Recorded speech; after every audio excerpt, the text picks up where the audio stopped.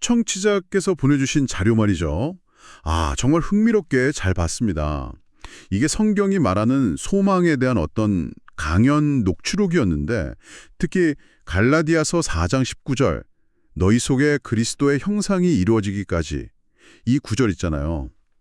이걸 중심으로 풀어가는 방식이 정말 인상 깊더라고요. 맞아요.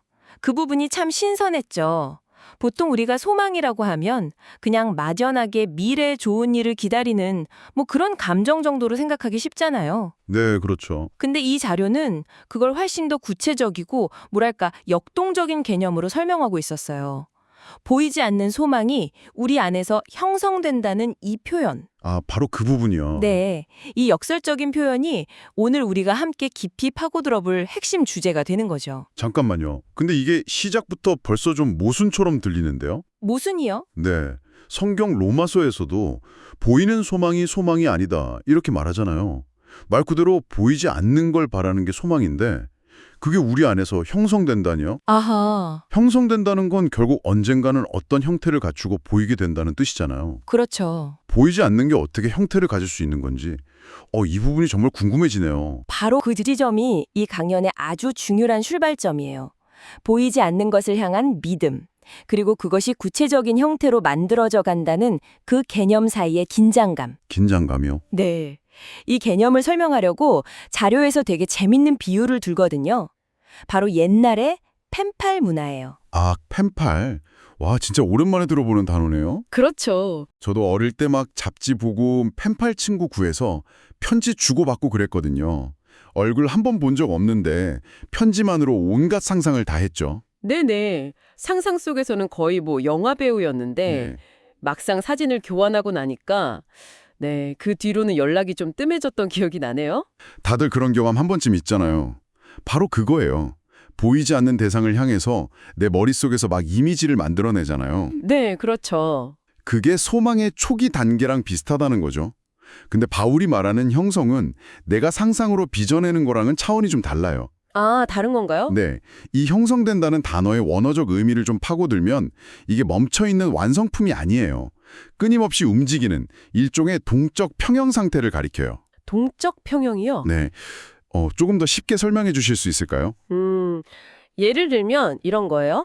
컵에 담긴 30도짜리 물은 겉보기에 아주 잔잔하고 안정적으로 보이잖아요. 네, 그냥 가만히 있죠. 하지만 그 안을 들여다보면 실제로는 물 분자들이 초당 수백 미터의 속도로 엄청나게 움직이고 있어요. 서로 막 부딪히고 에너지를 교환하면서도 전체적으로는 30도라는 안정된 상태를 유지하는 거죠. 백조가 물 위에서는 되게 우아하게 떠다니지만 물 밑에서는 쉴 새 없이 발을 움직이는 것처럼요. 그런 이미지군요. 네, 자료에서는 우리의 신앙, 그러니까 우리 안에 그리스도가 형성되는 과정이 바로 이와 같아야 한다고 말해요. 한번 얻은 지식이나 깨달음에 머물러서 딱 굳어버리는 게 아니라. 박제되는 게 아니라. 그렇죠. 끊임없이 말씀을 통해서 새로운 걸 알아가고 변화하면서도 그리스도라는 그 중심을 향해서 안정을 찾아가는 상태. 와. 이게 바로 바울이 말한 우리의 속사람은 날로 새로워지도다 라는 말의 진짜 의미랑 연결되는 겁니다. 그렇군요. 겉으로 보기엔 평온해 보여도 내면에서는 정말 치열한 움직임이 계속되는 상태. 신앙을 정적인 믿음이 아니라 살아있는 과정으로 보는 관점이네요. 그럼 이 내면의 형성이라는 개념은 또 다른 중요한 개념으로 이어질 것 같은데요? 맞습니다.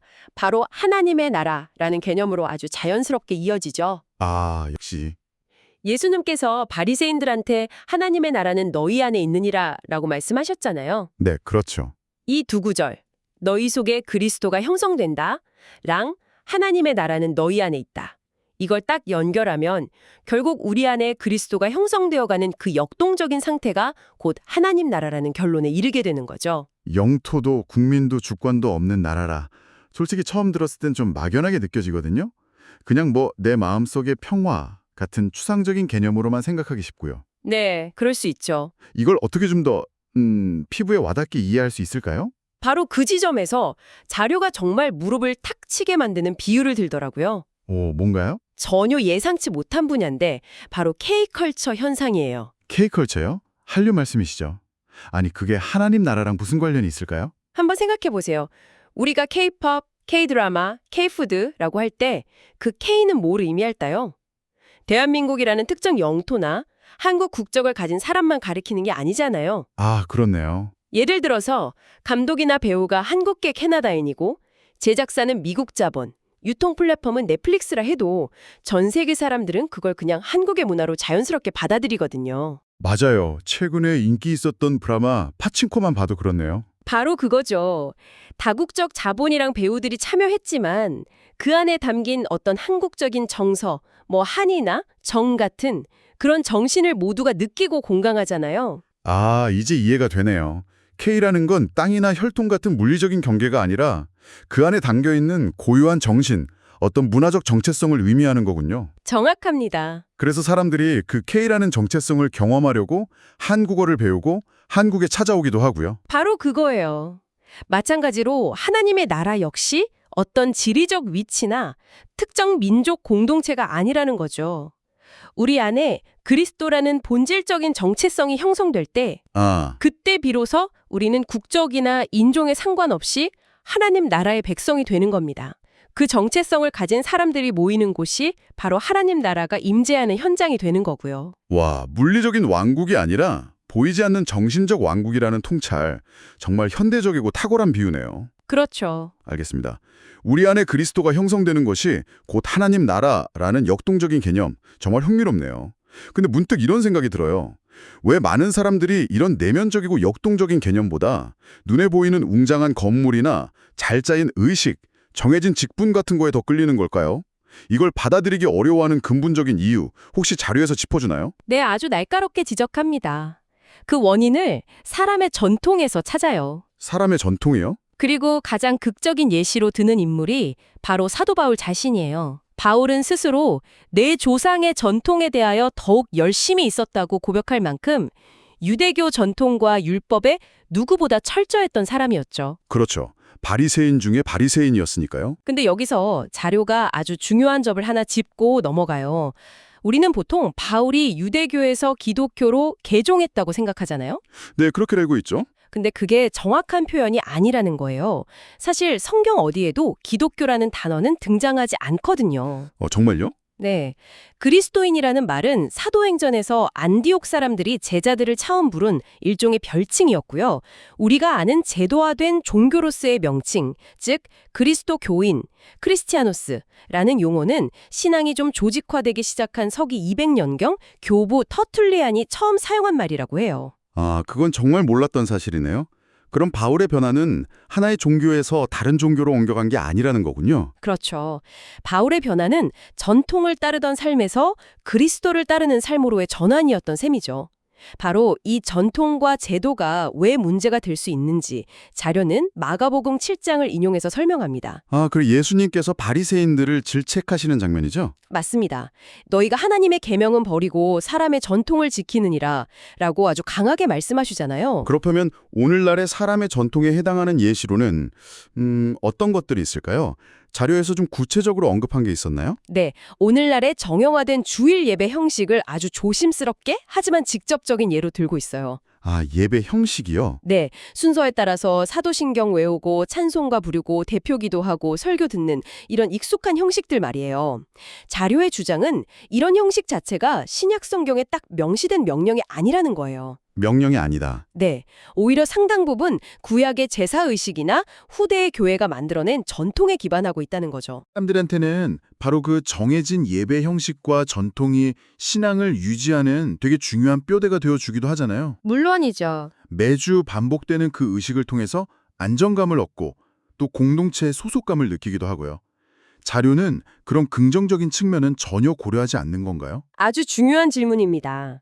그리고 자료도 그 전통의 순기능, 그러니까 안정감과 소속감을 준다는 점을 부정하지는 않아요. 아, 그런가요? 하지만 바로 그 점 때문에 더 위험할 수 있다고 경고하는 겁니다.